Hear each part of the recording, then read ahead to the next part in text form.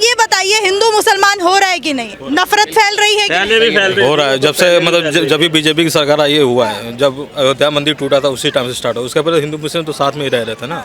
मतलब आप कह रहे हैं कि हिंदू मुस्लिम पहले साथ में रहते थे, जब से ये सरकार आई है नफरत फैलाने का काम नहीं होता था। भाई साहब, कानपुर मुजफ्फरनगर, जामा मस्जिद, चितली कबर, ये जावड़ी बात, सब जगह झगड़े होते थे, बोतलें चलती थी। और आप कह रहे झगड़े नहीं होते हो रहा है ना। तो अब पहले भी तो आप ये नहीं, क्यों कह रहे पहले भाई साहब, पहले हम थे। ओल्ड टाइमर से पूछो, किसी ओल्ड टाइमर से पूछो। आप ये मत कहो नहीं होता था, पहले ज्यादा होते थे। आप कह रहे हैं कि पहले भाईचारा था, अब खत्म किया जा रहा है भाईचारा। हाँ, ये खत्म हो रहा है। हाँ, पहले होता था।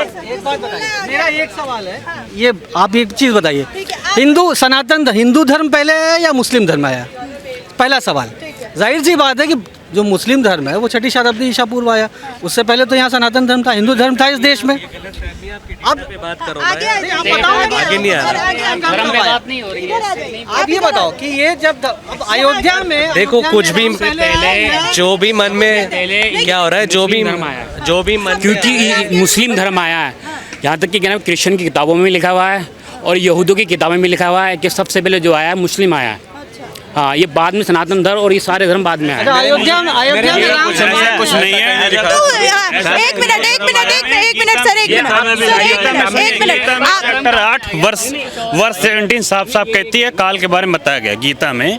चैप्टर 8 वर्ष 17 जो है, सब कह रहे हैं सबसे पहले मुस्लिम धर्म आया। देखिए धर्म की बात नहीं, पहले धर्म था ही नहीं। सनातन धर्म सबसे पुराना धर्म है। धर्म तो बाद में जैसे जैसे फैसिलिटीज, जैसे जैसे लोगों ने, मेरी बात सुनिए, जैसे जैसे लोगों ने फैसिलिटीज अपनी ढूंढनी चाहिए, वैसे वैसे वो धर्म से अलग होते गए। कुछ लोगों ने अपने जाति फायदे के लिए रूल रेगुलेशन बनाना शुरू कर दिए, लोगों ने अपने को बांटना शुरू कर दिया। आज भी सेम है। आज भी हिंदू धर्म में कई ऐसी रीतियां हैं जिनको करने के लिए आदमी को पैसा चाहिए, आदमी को टाइम चाहिए, लोग नहीं कर पाते हैं, धीरे धीरे धर्म को छोड़ने लगते हैं। ये बताइए इस सरकार में हिंदू मुसलमान हो रहा है कि नहीं? नहीं, देखिए मैं बिल्कुल नहीं इस चीज़ को मानता कि कोई हिंदू मुस्लिम हो रहा है। देखिए लोग अपनी पहचान को जानने की कोशिश करें। मेरी बात सुनिए, लोग अपनी पहचान को जानने की कोशिश करते हैं या अपनी पहचान को बताते हैं। इसको आप हिंदू मुसलमान में नहीं डिस्ट्रीब्यूट कर सकते। हिंदू, देखिए मेरी बात सुनिए, आज के धर्म, आज कोई सरकार किसी को बढ़ावा नहीं दे रही है। लोग, मैं यूपी से हूँ, यूपी में दोनों धर्म साथ में रहते हैं, आपस में रहते हैं। कोई ऐसे कोई किसी के अंदर कोई, मेरा एक सवाल और सर, मेरी बात सुन ले, वैष्णो देवी दर्शन करने आते हैं, हिंदू हैं, लेकिन जो व्यवसाय है मुस्लिम करते हैं। क्यों? उस मंदिर की वजह से उनका व्यवसाय भी चल रहा है। मैं अयोध्या का रहने वाला हूँ। लोगों ने इस पर राजनीति की, मंदिर के ऊपर बहुत राजनीति की, लेकिन वहाँ के जो मुस्लिम चाहते थे कि मंदिर बने, उसी बहाने लोकल एरिया डेवलपमेंट हो, और आज डेवलपमेंट हो रहा है। तो डेवलपमेंट ऐसा नहीं है, नहीं मस्जिद क्यों बनती, दोनों चीज़ बनती ना साथ में। आज दोनों चीज़ बन रही है अयोध्या में। लोग पहचान रहे हैं एक दूसरे के, मंदिर भी अच्छा बनना है, मस्जिद के लिए भी अच्छी खाई जमीन। ऐसी कह रहे हैं कि एक मस्जिद हमने शहीद कर दी है, अब दूसरी नहीं होने देंगे, काशी वाली ज्ञानवापी की। देखिए पुरातत्वों ने, जो भी वहाँ पे आर्कियोलॉजिस्ट थे, वो इन्होंने जाकर प्रूफ किया है, सुप्रीम कोर्ट ने प्रूफ किया कि वहाँ मंदिर था। आदिता ये बाहर से आए, उन्होंने मंदिरों को, ये तो रिकॉर्ड में है हर जगह कि मंदिर गिराया गया। सर, ज्ञानवापी मस्जिद को लेके कहा जा रहा है कि वहाँ पे पहले मंदिर था, जो हिंदू पक्ष कह रहा है उसको तोड़ के वहाँ पे मस्जिद बनाया गया। 1991 के अंदर सुप्रीम कोर्ट ने ये क्लियर कर दिया था, क्या नाम है, जो पुराने पुरातत्व हैं उनको कोई छेड़खानी नहीं की जाएगी, ना उसके अंदर कोई नाम है कोई भी दखल नहीं की जाएगी, जैसा है वैसा उसे छोड़ दो। तो ये मुद्दा जो उठाई, क्यों उठाया? जब सुप्रीम कोर्ट का ऑर्डर, मतलब आप कैंसिल नहीं मानते, संविधान को आप नहीं मानते, या गवर्नमेंट नहीं मान रही चीज़ को, जब ऑलरेडी इस चीज़ का कानून आ चुका है संविधान। सर्वे से क्या दिक्कत है? सर्वे अगर किया जा रहा है, कानून शाहबानो का बना था, क्या वो कानून सही था? शाहबानो के सुप्रीम कोर्ट ने फैसला दिया था ना कि शाहबानो को मिलना चाहिए पेंशन। सरकार ने क्या कानून बनाया, वो क्या कानून सही? एक जबरदस्ती कानून पे एक ही समुदाय को टारगेट क्यों किया जा रहा है? एक ही समुदाय को टारगेट क्यों किया जा रहा है? ये समुदाय को टारगेट क्यों किया जा रहा है? ये सोच रहे हैं, जहन में बैठ गया, जहन में बैठ, और वैसे ऐसे बंदे दिमाग, और वैसे ऐसे बंदे जो है ना, वो दुनिया में ब्रेन वॉश कर रहे हैं, पूरी दुनिया में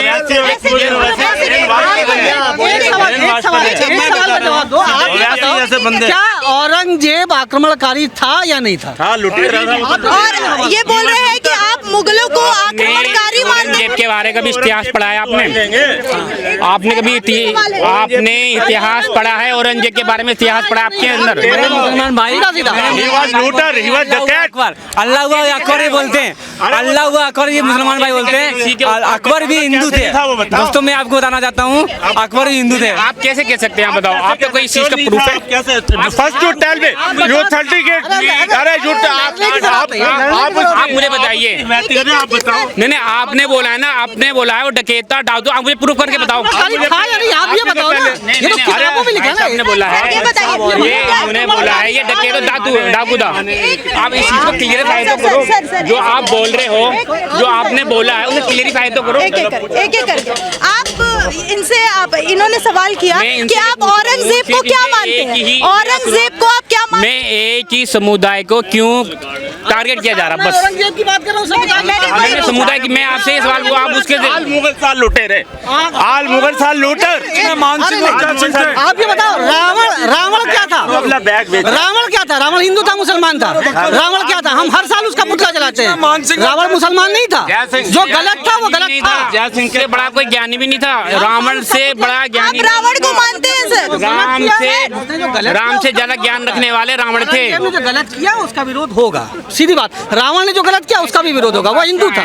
बस बादशाह हैं, उन्होंने बहुत ही जुल्म किया है। ये कुछ आप कुछ कहना चाह रहे थे औरंगजेब को? नहीं, मैं ये कहना चाह रहा हूँ कि एक तो आपकी जो डिबेट का टॉपिक है ना, बहुत ज़्यादा इंटरेस्टिंग है।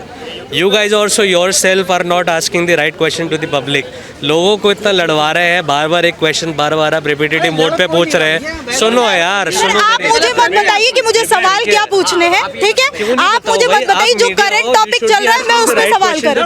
मैंने बेरोजगारी पे भी पूछा, मैंने महंगाई पे भी पूछा। आप सवाल मत बताइए, अगर आपको जवाब देना है, आप इंटरेस्टेड हो तो आप वेलकम, वरना आप जा सकते हैं, ठीक है? बेरोजगारी बताओ, महंगी के बारे पे भी अभी डिबेट चल रही है। महंगाई के बारे में बताइए आप। आज जो महंगाई जो बढ़ रही है उसके बारे में आप, हमारे भाई साहब क्या कहेंगे इस बारे में? हमारे अंकल क्या कहेंगे इस बारे के अंदर? जो महंगाई की बात कर रहे हैं, किस चीज की? आप पर्टिकुलर चीज का नाम लीजिए। एलपीजी इतनी बढ़ चुका है, पेट्रोल इतना बढ़ रहा है, डीजल बढ़ रहा है, सब्जियां बढ़ रही हैं, और यहाँ तक कितना भी कहना में किराना खुदरी बाजार के रेट क्यों बढ़ते जा रहे हैं? आप उसका जवाब दीजिए। आप इनको पता है, आपको महंगाई क्यों बढ़ती जा रही है और उस पे सरकार बात क्यों? मैं बता रहा हूँ, आपको पता है हमारे देश में बगल में ही श्रीलंका है, पाकिस्तान है। श्रीलंका में क्या हालत है अभी पता है ना? आप पाकिस्तान में जाके देखिए क्या हालत है, बांग्लादेश में। इस देश में वो हालत नहीं आई कि आपको राशन लेने के लिए अपने घर के यहाँ पे आ जाए। आप चाहते हैं कि वो हालत यहाँ पैदा हो? ये अगर नहीं आई तो इसके लिए ये कौन है? आपने ये बोला है कि वहाँ पे ये हालत हैं, तो आप सरकार की वजह से आई, यहाँ की सरकार की वजह से नहीं आई, इसकी यहाँ नहीं आई। आप क्या करोगे बताओ? एक मेरा आपसे सवाल है, आपने पेट्रोल का जिक्र किया। एक मिनट सर, एक मिनट। आपने पेट्रोल का जिक्र किया, क्या आपको पता है कि जब देश आजाद हुआ था तो पेट्रोल का दाम क्या था उस समय? नहीं, मुझे उसके आइडिया नहीं है। 27 पैसे, ठीक है, मैं बताती हूँ। और 2013 जब आपकी यूपीए की गवर्नमेंट थी, जिसपे कि आप बोल रहे हैं कि पहले महंगाई कम थी, पेट्रोल का दाम क्या था मोदी सरकार के आने से पहले? 2014 में 65 रुपए था। 71 रुपए था सर, मई की मैं बात कर रही हूँ। तो 27 पैसे से 71 रुपए कैसे पहुँचा, इसका भी तो जवाब होना चाहिए। हाँ, उसी पे तो सरकार की रीति मैडम, उसी बीच पे सरकार, क्योंकि एक मुख्यमंत्री ये बोलता था कि जब देश का रुपया गिरता है, मैं रिकॉर्डिंग पूरी सुना सकता हूँ, पूरा वीडियो। एक प्रधानमंत्री, राजाओं का पोता राहुल गांधी भी एक दिन प्रधानमंत्री बनना चाहिए। ठीक है, पहले सुन लो। एक मुख्यमंत्री ये बोला था कि जैसे डॉलर बढ़ता है और रुपया गिरता है, उसमें हमारा व्यापारी मरता है। दिल्ली में कि मैं गवर्नमेंट में बैठा हूँ, मुझे डॉलर गिरने घट चढ़ने उपरने से कुछ नहीं होता सर। अगर डॉलर रुपया कमजोर होता है तो गवर्नमेंट ने 1947 में डॉलर का रेट जब आजाद हुआ था 1 रुपये था रेट, डॉलर का रेट। और ये कह रहा 67 तो पहले ही आ गया कांग्रेस के राज में, 67 अब 77 हो गए। क्या हो गया पहले ये बताओ? 1 रुपये से उन्होंने 67 तक रेट पहुँचा दिया 2014 तक। तो मेरे को डॉलर के रेट से महंगाई और बेरोजगारी ऐसा मुद्दा है जो जब से देश आजाद हुआ है तब से ये बना हुआ है। हमेशा किसी भी सरकार को टारगेट, अगर आपके पास कोई मुद्दा नहीं है तो एक मुद्दा छोड़ दिया जाता है, ये बड़ी महंगाई है, बड़ी बेरोजगारी है। ये हमेशा रहा, ये कोई मुद्दा नहीं होता है, ये कोई मुद्दा होता ही नहीं।